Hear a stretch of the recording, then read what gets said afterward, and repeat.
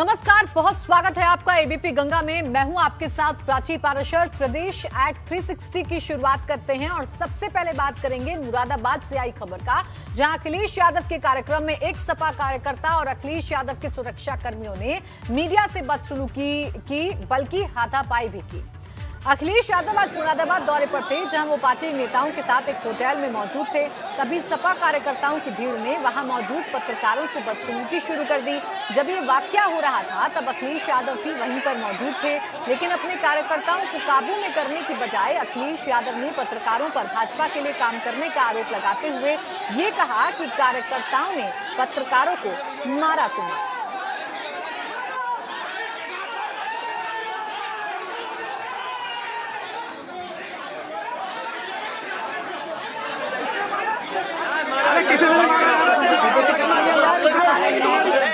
दो तस्वीरें आपके साथ।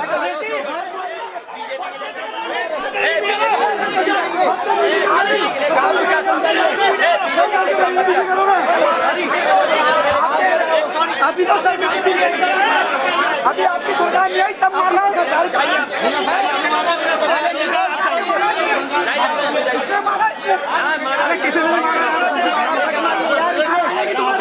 अभी तो बेहोश हो गए।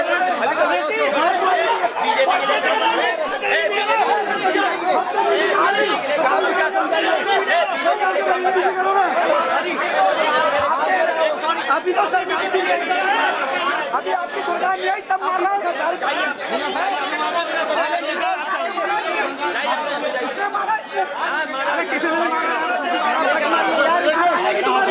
अभी तो बेहोश हो गए।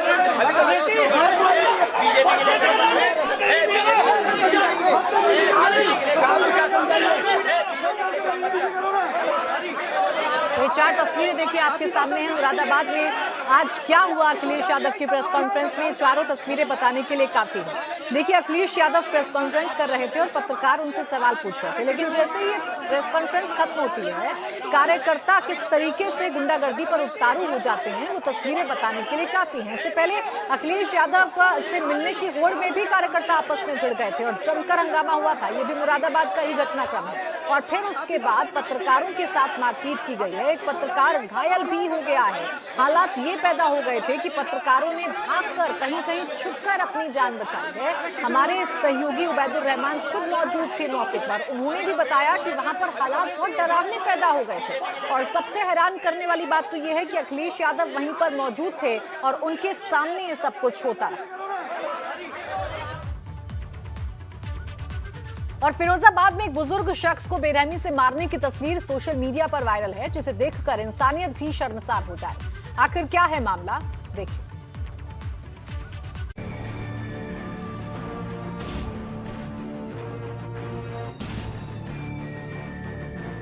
ये बेरहमी की इंतहा है, बेशर्मी की हद है। गुंडई की साफ साफ गवाही देती तस्वीरें, जिसे देखकर किसी का भी दिल दहल जाए, गुस्सा भी आए। इंसानियत तो शर्मसार है ही, लेकिन इसे क्या, इसे ना तो शर्म आए ना ही दया, और इंसानियत नाम का शब्द तो जैसे इसकी डिक्शनरी में है ही नहीं।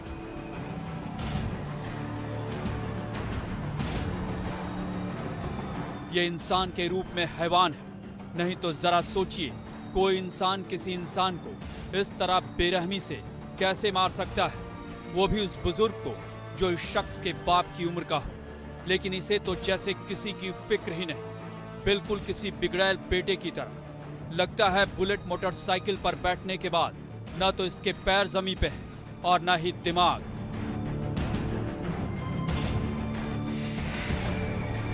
तभी तो ये गुंडा खुलेआम गुंडई पर उतर आता है, वो भी बीच सड़क पर, सबके सामने। सीसीटीवी में कैद इसकी गुंडई को साफ साफ देखा जा सकता है।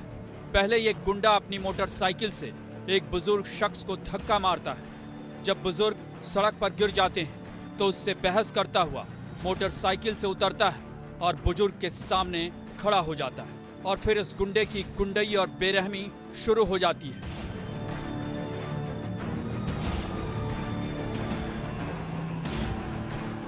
ये गुंडा बुजुर्ग की साइकिल उठाकर उसी से बुजुर्ग को फेंक कर मारने लगता है।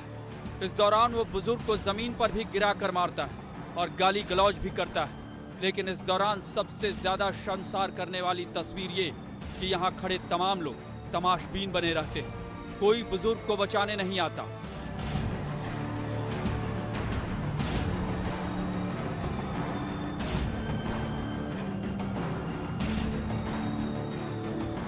बहरहाल इस मामले में पीड़ित ने थाने में तहरीर दी। ये वाकया डॉक्टर ए.के. राजपूत हॉस्पिटल के सामने इटावा रोड का है, जो वाकई कई सवाल खड़े करता है। Bureau report, ABP Ganga.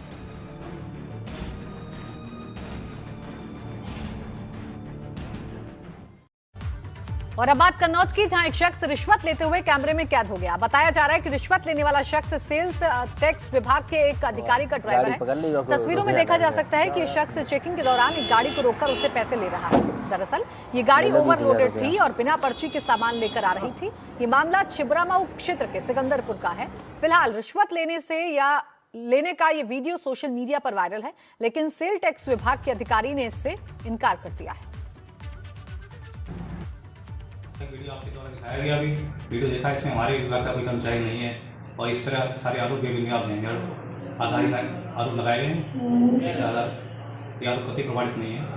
और कौन जांच कर रहा है कि हमारे विभाग का कर्मचारी नहीं है? इसमें कोई नहीं कर्मचारी, कोई नहीं। जो गाड़ी का नंबर सामने आया है वो गाड़ी नंबर इसमें जो आप बता रहे हैं वो नंबर हमारे विभाग का नहीं है।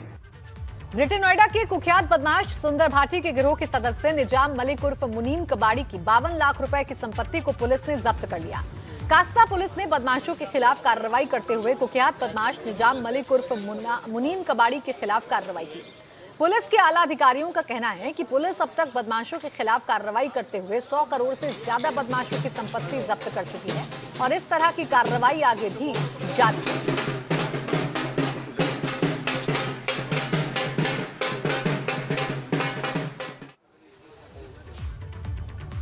और खुद पर हमला करवाने के आरोप में फरार चल रहे भाजपा सांसद के बेटे आयुष के मामले में पहली बार भाजपा सांसद कौशल किशोर ने अपनी चुप्पी तोड़ी है। उनका दावा है कि उन्हें मालूम नहीं है कि आयुष किशोर कहां है और अगर उन्हें पता होता तो वो उसे पुलिस के सामने पेश कर देते। इस दौरान मोहनलालगंज से भाजपा सांसद कौशल किशोर ने एबीपी गंगा के कैमरे पर बेटे आयुष से अपील की है कि उसे पुलिस और कोर्ट के सामने आकर अपनी बात रखनी चाहिए। वहीं सांसद ने कहा कि आयुष की पत्नी झूठ बोल रही है। आजकल बीजेपी के मोहनलालगंज से जो सांसद हैं कौशल किशोर, वो सुर्खियों में, क्योंकि उनके बेटे आयुष पर जैसे फायरिंग हुई पहले, फिर ये सामने आया कि उसने खुद कराया है और अब आयुष पुलिस की गिरफ्त से बाहर है। सांसद जी, आपके बेटे पर जब खबर आई गोली चली है, तब ये कहा गया कुछ लोगों ने हमला किया, फिर ये पता चला कि आयुष ने खुद गोली चलवाई है और अब पुलिस की गिरफ्त से बाहर आयुष। आखिर आयुष है कहाँ? ये मुझे तो नहीं मालूम आयुष कहाँ है। अगर मुझे पता होता तो मैं तो हाजिर कर देता उसको। लेकिन आयुष का वीडियो आया है, आयुष ने किसी का नाम नहीं लिया। वो पुलिस चौकी पे भी उसका साला ही ले गया था उसको, और वहाँ पर भी उसने किसी का नाम नहीं लिया हमलावर का।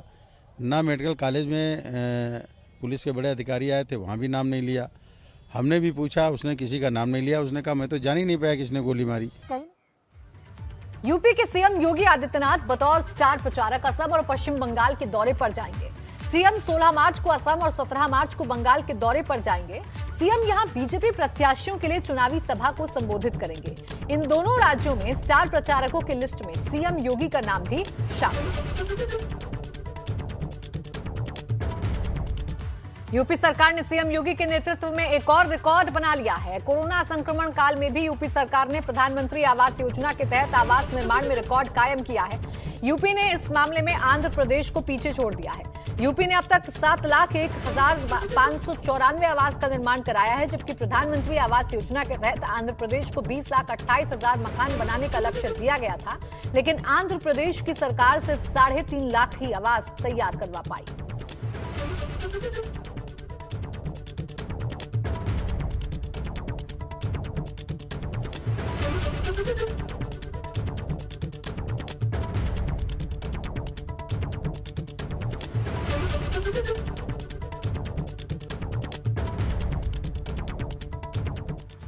और अब बात कोरोना की। लखनऊ में आज से ठीक 1 साल पहले कोरोना वायरस का पहला मामला सामने आया था। जब 11 मार्च को कनाडा से लौटी एक महिला डॉक्टर की कोरोना रिपोर्ट पॉजिटिव आई थी और महिला का इलाज करने वाले डॉक्टर भी कोरोना पॉजिटिव हो गए थे। हालांकि कोरोना को लेकर लखनऊ में कोहराम तब मचा जब बॉलीवुड सिंगर कनिका कपूर लंदन से लौटने के बाद कोरोना पॉजिटिव होने के बावजूद एक पार्टी में शामिल हुई थी। इसी के बाद लखनऊ में कोरोना की ट्रेल शुरू हो गई और धीरे धीरे लखनऊ पूरे प्रदेश में सबसे ज्यादा कोरोना मरीजों वाला शहर बन गया और अब पूरे उत्तर प्रदेश में कोरोना से सबसे ज्यादा मौतें भी राजधानी में ही हुई थी। हालांकि बाद में हालात को काबू में करने के बाद लखनऊ कोरोना टेस्टिंग में नंबर 1 हो गया और जब वैक्सीनेशन की शुरुआत हुई तो लखनऊ ही सबसे आगे रहा।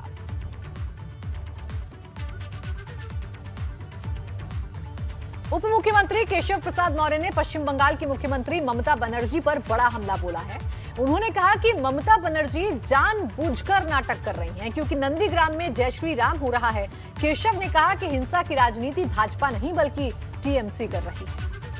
पश्चिम बंगाल में जिस खेला होवे की बात हो रही है, क्या वो खेला शुरू हो गया है? हम इसलिए ये बात कह रहे हैं कि ममता बनर्जी को कल जिस तरीके से चोट लगी, आरोप बीजेपी पर लग रहा है और हमारे साथ उत्तर प्रदेश के उप मुख्यमंत्री केशव प्रसाद मौर्य हैं क्योंकि 5 लोकसभा सीटों के अंतर्गत जो 35 से ज़्यादा विधानसभा सीटें आती हैं उसके प्रभारी भी हैं वेस्ट बंगाल में। सर, खेला होवे यानी खेला शुरू हो गया क्या? ममता बनर्जी तो आप पे आरोप लगा रही हैं कि आपके लोगों ने उनको पैर कुचल दिया उनका। देखिए, नंदीग्राम में जय श्री राम हो रहा है चारों तरफ। शुभेंदु अधिकारी जी बहुत बड़े अंतर से वहाँ चुनाव जीत रहे हैं और ममता दीदी वहाँ बहुत बड़े अंतर से चुनाव हार रही। जब उनका फीडबैक उनके पास ये एकत्र हो गया तो उनके सलाहकारों ने कोई सलाह दी होगी कि इस प्रकार का कुछ करो जिसके कारण से लोगों का आकर्षण आपकी ओर बढ़े।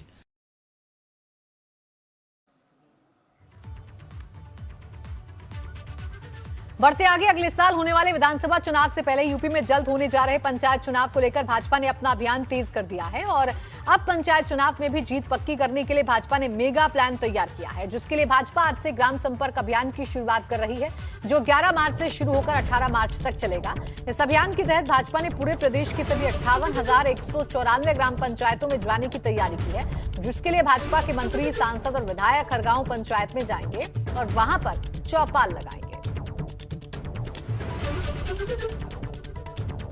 भाजपा के इस ग्राम संपर्क अभियान पर क्या कहना है प्रदेश भाजपा अध्यक्ष स्वतंत्र देव सिंह का? भारतीय जनता पार्टी संगठनात्मक गतिविधियां बराबर चलती रहती है। अभी मंडलों की बैठक हुई, वार्ड की बैठक हुई, ग्राम स्तर की बैठक हुई। अभी 11 से 18 तक ग्राम चौपाल, राज्य सरकार के 4 वर्ष पूरे होने पर चौपाल का आयोजन हो रहा है। फिर 19 से 25 तारीख तक सरकार का कार्यकाल पूरा होगा 19 तारीख को, तो फिर 19 से 25 तक विभिन्न प्रकार के कार्यक्रम चलेंगे, उसकी भी तैयारी हो रही है। और यूपी के कैबिनेट मंत्री सिद्धार्थनाथ सिंह ने पत्नी के साथ नोएडा में कोरोना का टीका लगवाया। इस दौरान वो आधे घंटे तक अस्पताल में रहे। दोनों ने ये टीका नोएडा के सेक्टर 30 स्थित जिला अस्पताल में लगवाया। सिद्धार्थनाथ सिंह ने सभी लोगों से कोरोना का टीका लगवाने की अपील की। उन्होंने कहा कि वैक्सीन बिल्कुल सेफ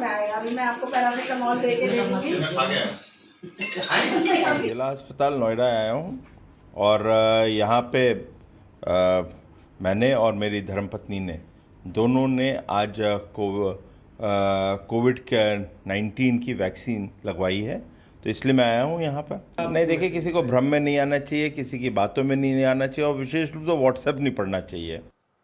बात करेंगे आज महाशिवरात्रि की धूम की। जी हां, देश भर में महाशिवरात्रि पर्व की धूम देखी गई।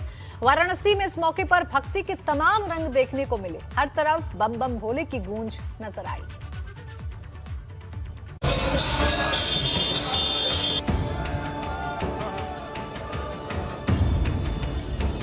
ये बाबा विश्वनाथ की नगरी काशी है। कहते हैं यहाँ के कण कण में शंकर है। यहाँ की मिट्टी में महादेव की मनमोहक महक है। यहाँ की भक्ति में भोले के लिए अभिभूत भावना है।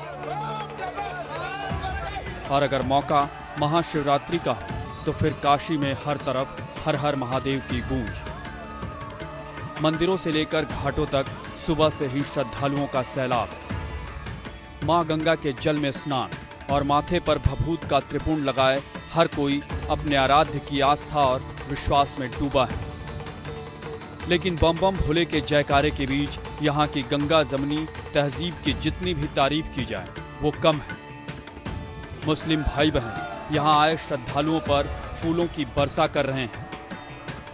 सांप्रदायिक सौहार्द की ऐसी मिसाल शायद ही कहीं देखने को मिले। जितने भी बाराती यहाँ हैं सबका फूलों से स्वागत कर रहे हैं। एक संदेश देना चाहेंगे कि यहाँ पर कोई जातिवादी नहीं है, ये हम सब एक हैं। हम ईद भी मनाते हैं, होली भी मनाते हैं और शिव बारात भी मनाते हैं। ये हमारी गंगा जमनी तहजीब है। हम लोग एक दूसरे के जो त्यौहार होते हैं उनकी रिस्पेक्ट करते हैं। वही हम दिखा रहे हैं कि इनके त्यौहार में हम कितने खुश हैं, अपनी खुशी को जाहिर कर रहे हैं। काशी में बिना ठंडई के महाशिवरात्रि का पर्व तो जैसे पूरा ही नहीं होता। इस दिन सादी ठंडई के अलावा भांग मिश्रित ठंडई मानो महादेव का प्रसाद हो। वैसे तो हम काशी वासियों के लिए हमेशा के लिए ये ठंडई, लेकिन आज शिवरात्रि का पर्व है और भोलेनाथ का सबसे प्रिय जो कहा जाता था प्रसाद वो यही रहता था। बाबा प्रसाद है, ठंडई लोग पीते हैं यहाँ पे जाकर। बादाम, पिस्ता, केसर, दूध, मलाई, रबड़ी ये सब जाकर बनती है। बहरहाल काशी में महाशिवरात्रि पर भक्ति और मस्ती के भिन्न भिन्न रूप रंग देखे जा सकते हैं। आखिर ये काशी में महादेव की महिमा जो है, जिसे शब्दों में बखान नहीं किया जा सकता। एपी गंगा के लिए वाराणसी से नीतीश पांडे की रिपोर्ट।